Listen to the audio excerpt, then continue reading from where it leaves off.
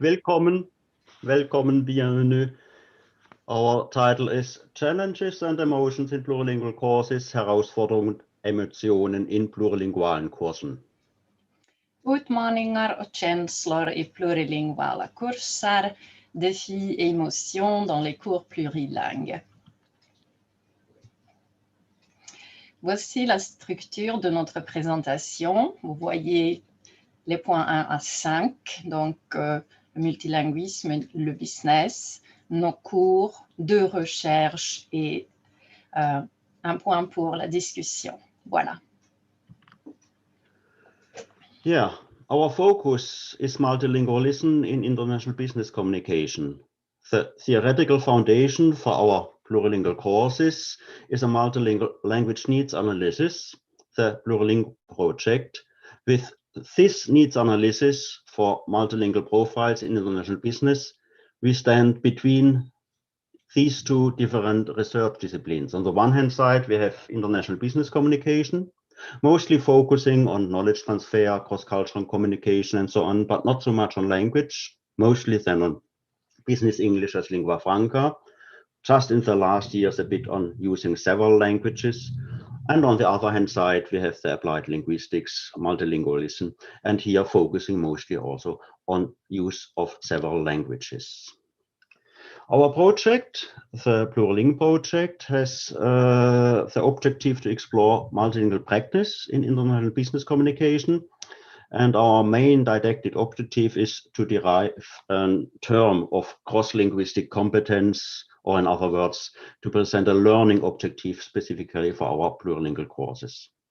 So our educational research question is, what plurilingual skills are needed to cope with multilingual situations? And the approach is an online survey with staff in international companies, our alumni, 214 respondents, and it's both qualitative and quantitative analyzed.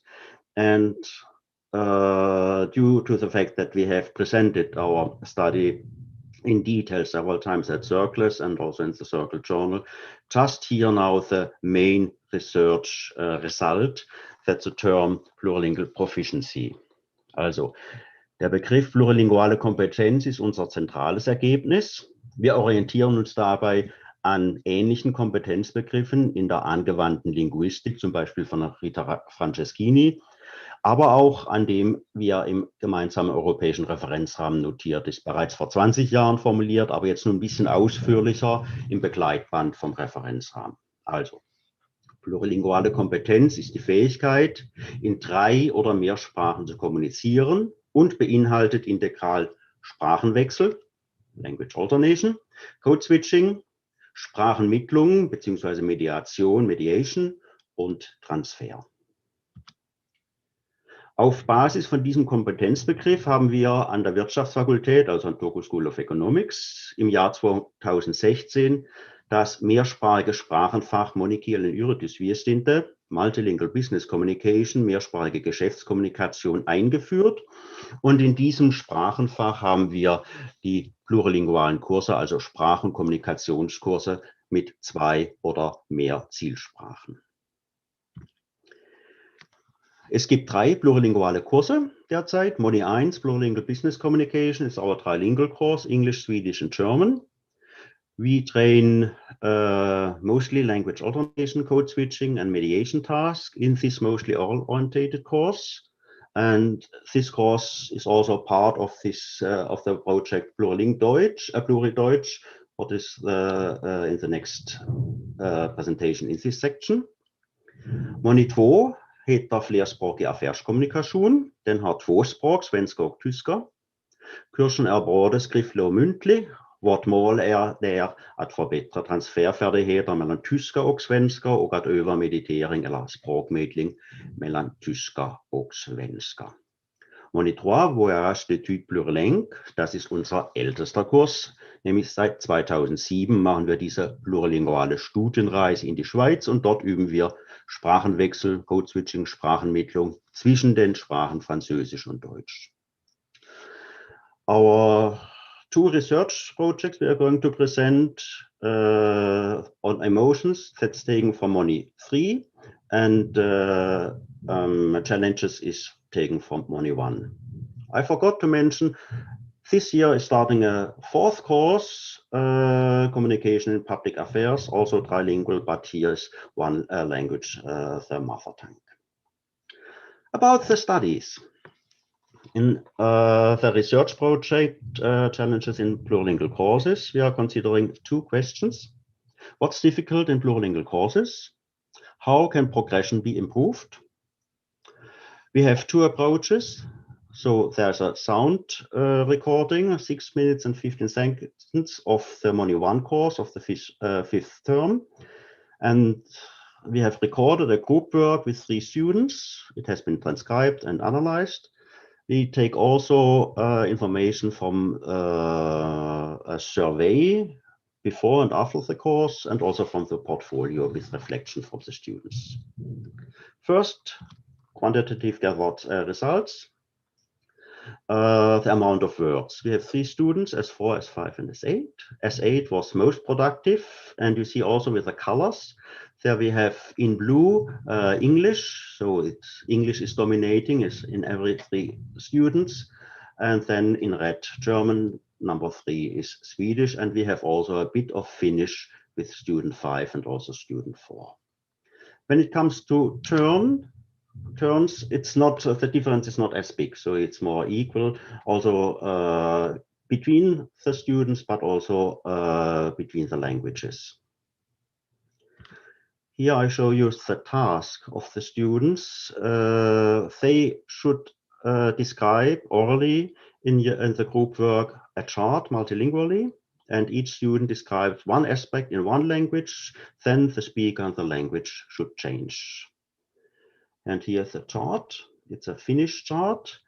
You see it's given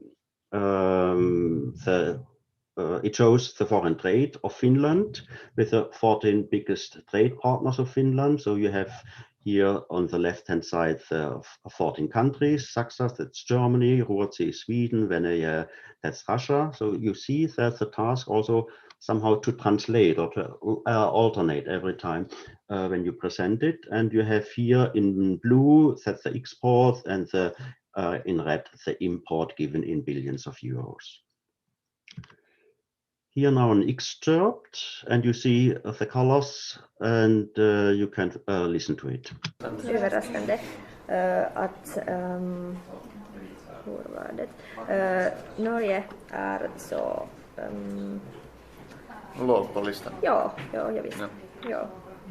Ah ja, Ja, das stimmt, ja. Genau, ich habe es selbst nicht bemerkt.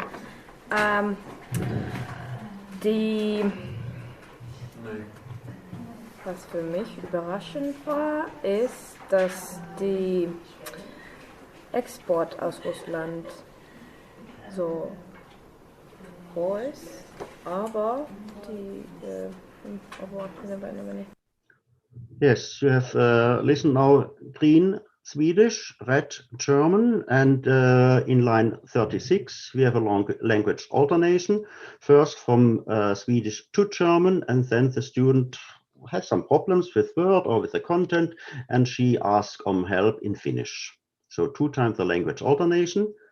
More excerpts you can see here. I can't give the audio, it would take too long, but you see here also language alternation read from German to Swedish, and here a longer sequence of language alternation from Swedish to English. It takes several times back and forth, so I has analyzed it as a language alternation sequence, and here the language alternation is Finnish to English here, and here some more language alternations from English to Swedish in 69, and here in 80 from red German to English.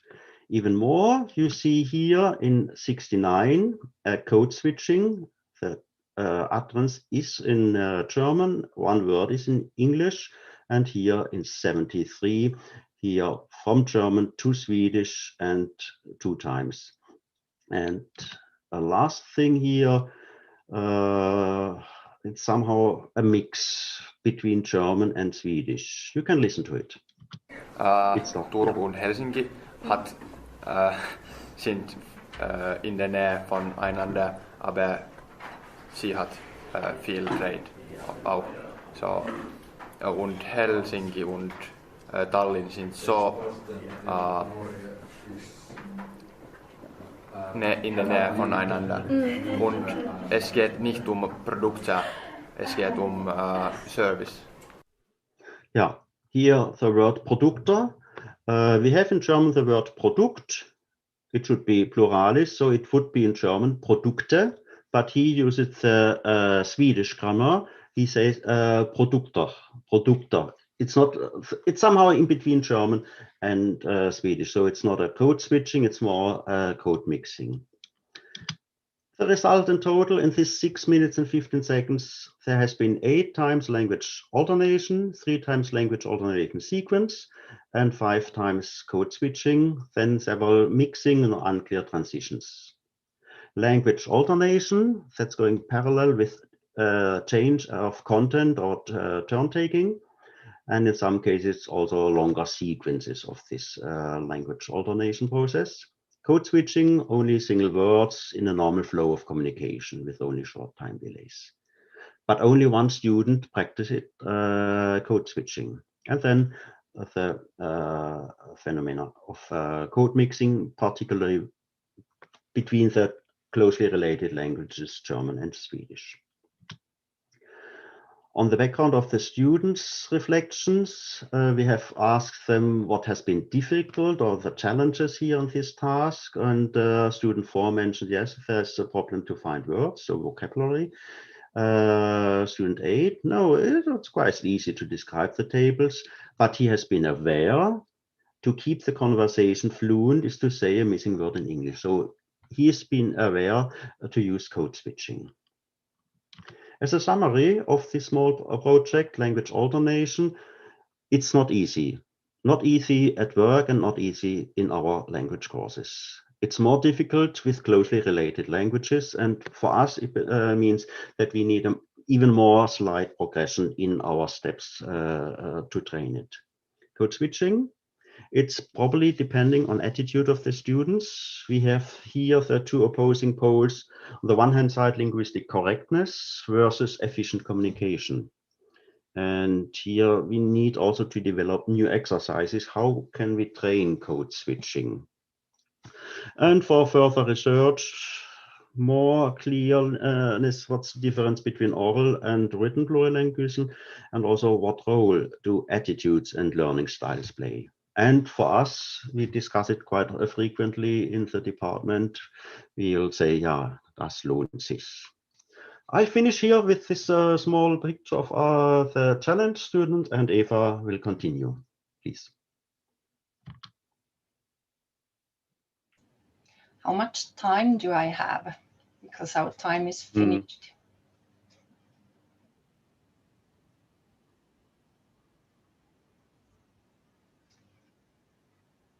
Okay, I'll try to do it in 5.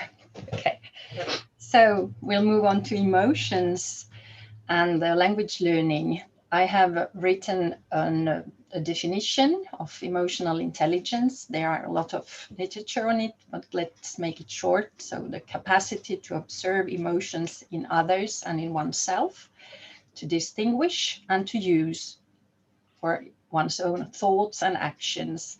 And this gives us the self-awareness, conscience de soi. Ce tableau est à lire du bas en haut, donc on commence avec self-awareness. Donc, la manière de percevoir les émotions, de les exprimer, de voir ses propres forces et faiblesses et de se voir d'une manière positive et réaliste. Ensuite, on passe au niveau 2, donc self-regulation. On commence à comprendre. Donc, on observe les émotions, on comprend. Elles ont une raison. Et à la fin, on a les compétences sociales. On arrive à gérer les émotions, prendre la responsabilité, comprendre les autres, les relations personnelles, la motivation, surtout pour nous, les enseignants de langue, la motivation et l'empathie. Nästa slide, tack. Les résultats viennent d'un voyage d'études. Nous en avons fait plusieurs, c'était le 5e. Donc, c'est le cours qui s'appelle Money 3, voyage d'études. 3 séminaires et 5 jours en Suisse en automne 2019. Les combinaisons de langues sont allemand et français. Une langue du niveau B1 et l'autre au moins A2, A1. Les objectifs, la compétence plurilingue, la conscience métalinguistique, savoir parler de la langue, de son apprentissage, et les stratégies, comme Joachim vient de montrer, le transfert, le code switching, etc. Le contenu des devoirs pour encourager la réflexion sur les langues et l'apprentissage, donc un portfolio d'apprentissage, des moments de discussion et de l'écriture après les séances, et les entretiens, donc des interviews dans des groupes en Suisse. Il donne de l'aide aux autres. Il demande de l'aide. Can you help me, please? I need help. Like in the example from Joachim, hey, what is this? We train this in Switzerland and during the course. Donc ça, c'est notre objectif. Et le nouveau point était les émotions. Questions sur les émotions. Ça, c'est notre groupe dans la photo. Ensuite, voilà les résultats. Les séminaires. Donc, awareness. Question 1 et la réunion 1, 14 participants. Nous avons eu 12 émotions négatives. Donc, ils ont été nerveux, ils ont eu peur des erreurs, ils ont eu peur d'utiliser plusieurs langues, ils ont été fatigués. Mais 18 réponses positives. Ils ont compris, ils se sont sentis actifs, ils se sont sentis détendus, ils n'étaient plus nerveux, ils se sont sentis à l'aise et ils ont rigolé. It was interesting because when they got this question about emotions, so this question 1 and 2 were about emotions. The first one was just write what you feel. And they looked at us and this is a language course. What on earth does this woman want us to do? So they wrote, and with the course going on, they learned to work with their emotions. And there you can see a good laugh. Question 2, reconnaître. Là, j'ai eu des questions plus détaillées. So in the first question, it was just in general, describe your feelings. We didn't get a lot of text. Question 2, I had details, and you can see them on the slide. Were they an obstacle? Well, I took the negative point, and we just wanted to see what happens. No, yes, maybe. Did you make use of your emotions? This is interesting. No, just blank. Yes, and look, courage, humor, positive attitude. It's okay to make mistakes. This is lovely. And then I tried to keep my emotions silent. So this is conscious working on language. Thank you. And being aware of oneself and the others. And one didn't understand the question. And I like this point because do we as language teachers, do we reflect on our emotions or do we just let them go pass? Nästa. And the learning portfolio. So it's a written task and they are very personal. They have all personal styles, and they were asked to write about their feelings, emotions during all the trip. Sometimes there were no mentions. Well, they say the food was nice, the university was nice, and the teachers were okay, but are they feelings? And so I didn't class them as feelings. And then we had these students who wrote chapters of things on language, feelings, everything. So these individual differences. There were less mentions than expected. They write about concrete things. And what did they say? Frustré, heureux, nerveux, triste, pas confiant, courage, stress, gratitude, hésitation. Donc, tout un mélange de tout. Nesta. I finish with this quote. This is an authentic quote with some grammatical errors. It's cute. I even gave myself more time to think about my feelings, and I worked on recognizing them in different situations. So I think we have a small result. And if we want to go on with these emotions in the future, now this first pilot thing was like just feelings. You write what you feel. So it could be a more structured way of guiding them. There is a lot of literature on this, how to do exercises, how to do questionnaires, and so on. But this, what I showed you for my part, is just, it was the feeling, what happens. They sit in our classes, they look confident, okay, but what's in their minds? So this is my final slide. Thank you, merci.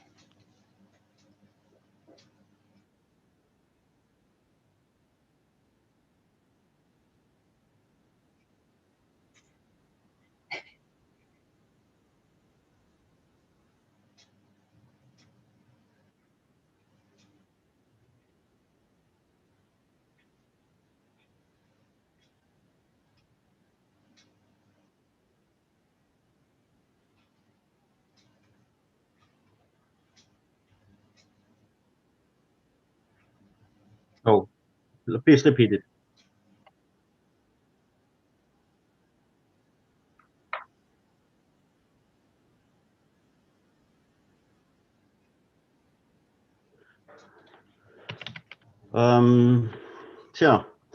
We thought that we can say you can code switch, and in this course, Module 1, we have 3 teachers, one for Swedish, one for German, one for English, and we are using our 3 languages frequently, and we also use partly also code switching. So we thought they would imitate us. So the idea is, if you if you have the problem with vocabulary, one strategy to cope with this in a multilingual situation is to code switch. You know which languages are suitable, and then you can use a short phrase or a word in another language. But that's not enough. We had to develop new exercises to train this. Maybe something that we have a text with a code switching in, it should be read aloud, or that we have a text and so that they should find a word in another language just for one word, just to get step by step to it. That we haven't done yet. So we saw several students practice it, like this is S8, but others not. So we have the impression they are mostly focused on the monolingual style, mostly. Was this enough for it? So we haven't had experience with specific training, but we are aware that we should do it.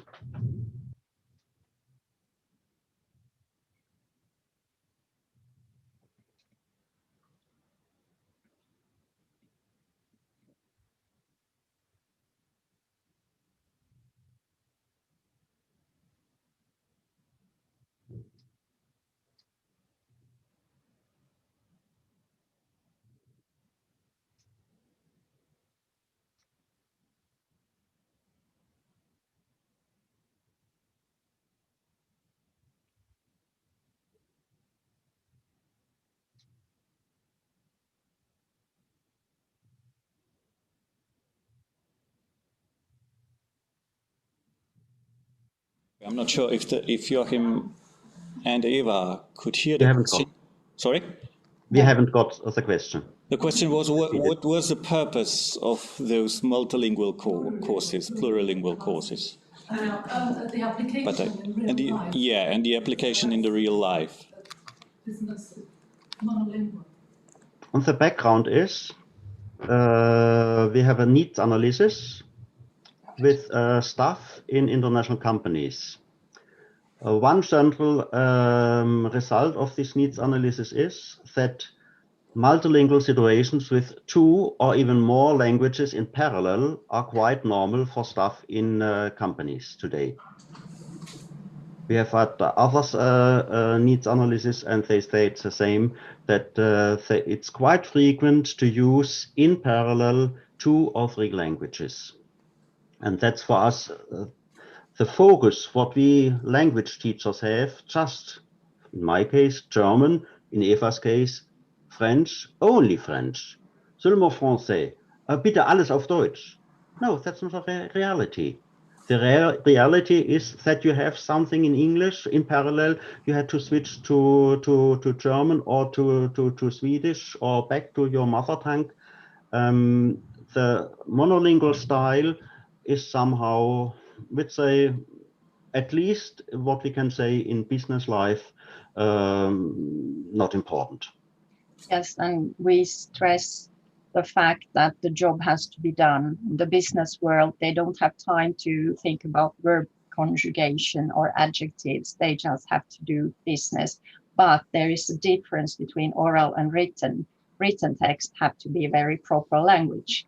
But when we do this communication orally, then you just have to communicate, and we stress the word communicate. But in these portfolios, and so we looked at their language also in the other course. So to answer, yes, the need comes from the business world, where the companies need multilingual staff to do the work, because being silent in many languages is not good for any company. Okay, thank you. One very short question from the YouTube chat, and it's for Joachim. Have you carried out, from Laura Seni, have you carried out your research studies only with Finnish students or also with students of other nationalities? The study with the challenges on our courses is unfortunately only with our own students. Partly we have Erasmus students in the course, but here only Finnish students with mother tongue Finnish. Okay. Cool. Thank you very much, Joachim and Eeva, even for the discussion. Thank you. Okay. Thank you. Vielen Dank. Dankeschön. Bye-bye. I'm sorry for the troubles at the beginning. It somehow didn't work with the sound. And we could hear only a loop like of 5 seconds from your voice, so it didn't work for us here. Yeah, that's combining several techniques, Zoom and YouTube and internet. Yes, yeah. sorry. But thank you for your help for moderation. Thank you very much. Thank you. Thank you, and it was quite fun. I think the beginning it was very multi everything. Thank you very much. Thank you. Thank you. Bye.